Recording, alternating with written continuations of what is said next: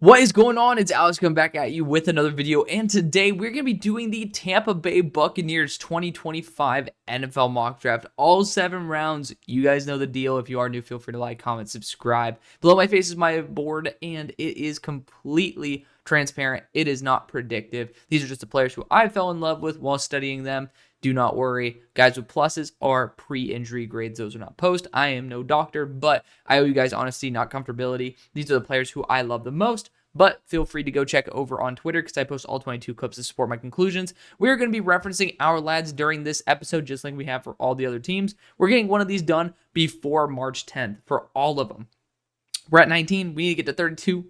It is going to be starting to be dropped on 3/5. So in 5 days, we got to get 13 of them. But you know what? I plan on doing about 4 a day coming up soon. So I'm super excited for that. So hopefully you guys are as well. I'm restarting up my 9-to-5 job, so it's going to be a little bit more difficult, but we're going to make it work. Love you guys. Let's get into this. Let's have a good time. This is a live mock draft, and so let's see how the cards fall.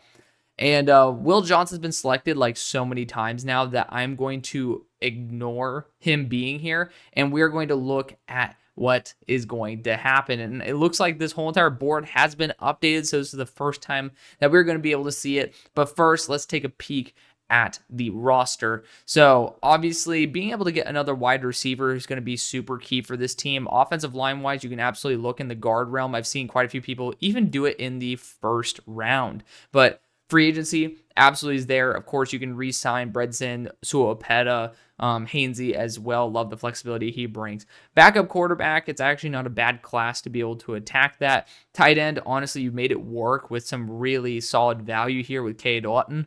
And then running back, Buck Irving was one of my dudes. Loved him to death. Sucked that he tested out so poorly, but sometimes he's the proof that the testing doesn't always disrupt the tape. And then you got Rachaad White and Sean Tucker. Really, really good group of guys. And apparently there's some bloating and gas going on. I do not share my cookies. So beware. There are some lurking weird advertisements that may happen. So apologies to whoever is advertising, but probably not going to get anything from me. Looking at the defensive side, though, this defense, we're in need of another edge rusher right here. You got, like, it's not looking pretty. I actually really liked Jose Ramirez, funnily enough, but Yaya Diaby took a big step up. Big fan of that. You got Chris Braswell as well. Those are kind of the primary two, but we all know there's going to be another edge rusher needed. There's going to be another linebacker needed as well. Boundary corner, I do think that, like, health-wise, you should definitely be getting at least one more. Nickelback Tyke Smith is great. I love that. And then you got the safety duo here. Good shout out to Antoine Winfield. So glad you guys got him on that contract. He is well deserving of it. The front line looks really, really good as well. Logan Hall, to me, take it or leave it. But, I mean, these are the stars of the show, Vita Vea and Kalijah Kancey. And you can't change everything. You can't, like, solve everything, especially with, 1, 2, 3, 4, 5, 6 picks. But we're going to do our best to do the best. So at number 19 overall, where are we going to look? You could look at someone even like Donovan Ezeraku here. I mean, Mike Green is a fan favorite. Of course, he has some, whether they're resolved or not is up for debate, but sexual assault issues that have been thrown around. So not a huge fan of that myself, but right now I'm looking at a couple primary options here. I'm looking at Jalon Walker, who I love. I mean, Jalon Walker is a really good player. I have him graded as my number 15 player as a linebacker. I've been on the linebacker train for him for a hot minute. I do think this edge class is very, very good. I also think Mykel Williams is a fantastic value at this point and can play stand up and also kick to the inside. Shamar Stewart has a ton of potential, especially if you want to have him over Logan Hall. At 51, I trust JT Tuimoloau, Braden Swinson. I'm not really going to mention Jack Sawyer, but Jordan Birch to be there, to where I feel very comfortable with the idea of potentially letting a little bit of a slip in that regard. But I will admit, with the outside linebacker build, it does get a little bit dicey if, you see Umamiel and Swinson both go. Like, that's where we're going to roll the dice here. But let's view the other options. Again, Will Johnson's a great choice. Do not get me wrong. I've just taken him so many times, and I have a lot of very loyal subscribers to where I want to keep this new and fresh, and I also don't think that if he's slipping, it's probably going to be because of injury concern, and y'all are not huge fans of injury concern. To be fair, that might discount Mykel Williams more than what we want to admit.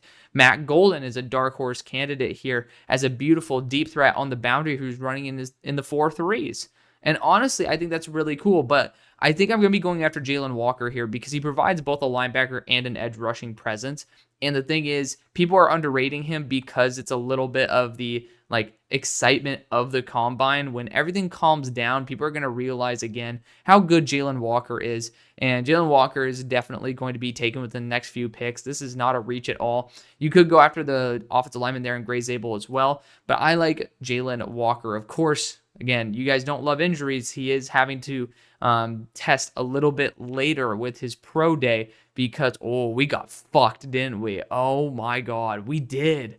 Oh man, this simulator really has wanted me to fail, which is going to be, it's a good test for us, but I digress. So going back to Jalon Walker pick, he's basically having to push his workout to very close to the draft because he is healing up from an injury, but he is not injury prone the way that maybe some others would be viewing other players like Ben Morrison and co. So at this pick at 51, I'm starting to look at Jordan Burch right now as someone who can be an odd fronts a defensive end and even fronts a defensive end. Also, he has played in 2-point stance as well. He's 270 pounds. He's not 295. He's 267. So 270 pounds also has worked as that stand-up rusher. I really like him a lot, and I want to be able to give him a little bit more love.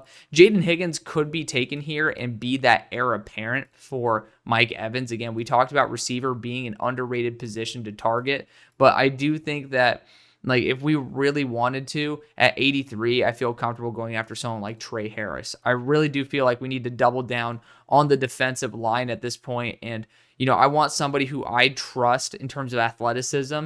And you got JT Tuimoloau here, who is he's going to be an even front defensive end and not necessarily an odd. With Jordan Burch, he has the flexibility to do both, and I trust him in stand-up. That's something I feel very comfortable with, especially with Tyke Smith being so successful. You're going to be in a lot of even fronts as well. I want someone who has that flexibility. To me, Jordan Burch is going to be the selection there, and he's going to be a second-round pick. The dude tested out very, very well. At number 83, we'll see how the cards fell for us. This time, we have a lot of really good players here. Again, we got to keep an eye because we have a big gap until pick number 120. My goal is also to target the interior of the offensive line. And to be fair, I know there's quite a few guys that could end up targeting. If worst case scenario, we got Johnny Cornelius at 120, which I'm glad he got boosted from the 190 range to the 140 range. He's someone who can play guard and have the tackle flexibility that is very, very coveted on this team. Again, we have addressed edge rusher and a linebacker with Jalon Walker and Jordan Burch. So I do want to look a little bit more on the offensive side of things. If Trey Harris can get his health together, this dude is going to be well worth the selection. His high-end play is awesome. You got guys like Kyle Williams, who I love, who deserves to be in this conversation. Tez Johnson, I don't believe so. Sabian Williams and Jalen Royals. Jalen Royals is great. You really can't go wrong here, so I'm going to leave this one up to you, the viewer. It's the beauty of this mock draft because the PFF Sim will end up selecting another one of the wide receivers regardless of their build for a team that needs a wide receiver. So I'm actually going to I'll look at Trey Harris, but I will say that Jalen Royals has been playing through injury more than Trey Harris, who ended up skipping out on the Shrine Bowl for an injury, which sucks because I was excited to see him in person. But both of them are great in their own rights. There's different visions for both, but I also feel comfortable with Jalen Royals because of the fact that he's running the 4.4s, he's great after the catch, and he's been able to make it work with even less outside of a Lane Kiffin system. At number 120, a lot of really good targets here. Again, we've already addressed the defense twice and, addressed the offense once. So I feel like we can, yo-yo a little bit back and forth here. But I was kind of telegraphing exactly the move that I wanted to make here. That's a Johnny Cornelius, who I really do trust as a guard. For me, he actually could be a fringe tackle. He has issues from wide 9, but a lot of his issues are kind of mitigated at that guard role. He is a top 100 player for me as a guard, and that's literally perfect. Again, when we re-reference what we're looking at right here, that left guard role, I feel perfectly fine putting either a Cody Mauch there, or we can end up going and putting a Johnny Cornelius there. I feel happy with that. So I hope you guys are as well. We're going to go a Johnny Cornelius, and we are really just building through the trenches right here with Jalon Walker, a potential pass rusher as well, our defensive end slash interior defensive lineman, and then also our interior offensive lineman there. At 156, we have 2 picks left. Let's make the most of them. We got a lot of good players here. A lot of very good players. This is where we can take a swing on a defensive back, in my opinion. And looking at the players, I mean, Emory Jones is super fun. I've already taken him so many times. And Byshul Tootin shouldn't be listed this low, in my opinion. But, regardless, like right now, you're looking at depth. And the thing for me is I haven't shown this player enough love. I personally would love to double up on linebacker because I want Jalon Walker to have so many edge reps. Like I want it to be a healthy rotation and odd fronts with Jordan Burch and Jalon Walker, even fronts with Jordan Burch. And then obviously in some odd fronts, having Jalon Walker be at that pure linebacker position. I have a lot of faith in Danny Stutzman. One of our subscribers, shout out to Mark, is a big linebacker guy and really loves Danny Stutzman. He was going to be a second rounder if he came out last year. And he went back to school and in my opinion did better. And he ended up just being a lot better at the run defense part of things. But when you end up looking at this depth chart right here, you do realize that there is a good amount of linebacker depth that you are losing. And so I do think there needs to be a little bit extra rotation. At 156, you're not really getting starters. So if you can get someone with some legit ability to take snaps for you, I think that is right in the wheelhouse of success. And then at pick number 237, we can go a couple routes here, but Dylan Fairchild actually is not a bad one. I feel like he's been so lost in the sauce because I just don't really think about Dylan Fairchild. Like to me, I thought he went back to school. Like that's my gut instinct. But on top of that, I mean, Drew Kendall was very impressive in person. I mean, look at this. This past year on 777 snaps, 365 of them being pass blocking, he allowed 1 sack and 4 pressures total. That's pretty awesome. And then you have that center versatility there as well. Like you can't end up building a little bit of depth there, but let's look at some other positions. Brady Cook is really good value here. The mobility is spot on. This is kind of going to be very similar to a Kyle Trask type of thing. And, Brady Cook's high level play is awesome. It just really did take a step back this year, which is what is annoying, but it's also why you might be able to get him at 237 rather than having to take a pick at like 137. So let's take one final look at our team. Did we miss any areas? We already got our defensive end, technically also our outside linebacker with a hybrid of 2 different players, which is quite nice. And then we also got some good linebacker depth. I do feel like corner we could end up, like defensive back, we can end up taking somebody.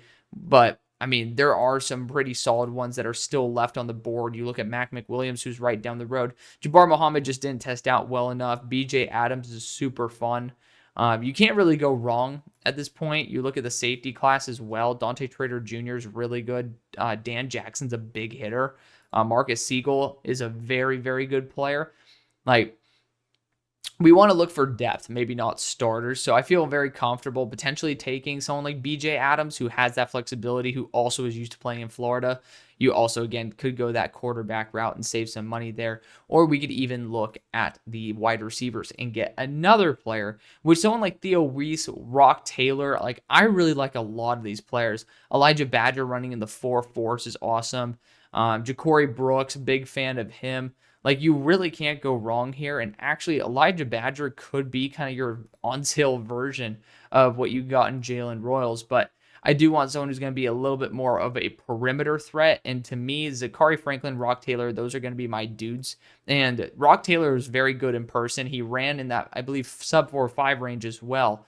Just a really reliable target. And you can end up going any route here, but I'm going to go after Rock Taylor to build just a little bit more depth in that receiving core and get someone who's a bit more reliable on the outside. So, quick little recap here. We got Jalon Walker, who's both going to be an edge on on odd sets, as well as a linebacker on even sets. On odd sets, we have our defensive end here in Jordan Burch, who also technically could play as an outside linebacker, but on even sets where you're in primary nickel, you can end up using Jordan Burch as the defensive end too. So I honestly see Jordan Burch taking all the snaps. I see Jalon Walker taking all the snaps as well.